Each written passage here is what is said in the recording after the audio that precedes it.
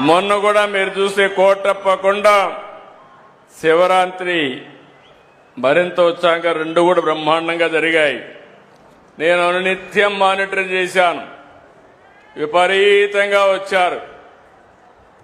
దానికి కూడా కారణాలు, అనేక కారణాలు ఉన్నాయి. కోటప్పకొండ దద్దరిల్లే పరిస్థితి వచ్చిందంటే అది మీకుండే అభిమానం. అలాంటి వారందరినీ, మీ భక్తిని కూడా మీరు చాటే పరిస్థితికి వచ్చారు. అలాంటి మిమ్మల్ని మరొక్కసారి అభినందిస్తున్నాను. ఈరోజు మనందరం కూడా, నేను వచ్చింది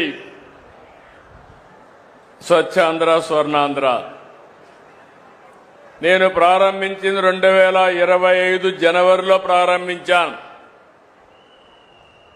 మంత్రి నారాయణ గారు పట్టణాభివృద్ధి శాఖ మంత్రి, మన డిప్యూటీ సీఎం పవన్ కళ్యాణ్ గారు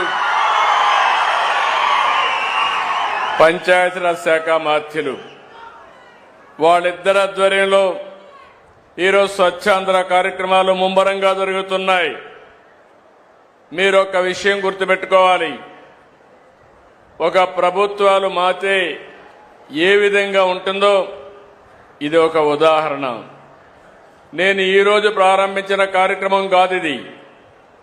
నేను ఎప్పుడు పచ్చదనం, పరిశుభ్రం, నీరు, మీరు, అదే మరి ఆకస్మిక తనిఖీలు, ఇలాంటి అనేక కార్యక్రమాల్లో ప్రజలకు దగ్గర కావడానికి వచ్చాను.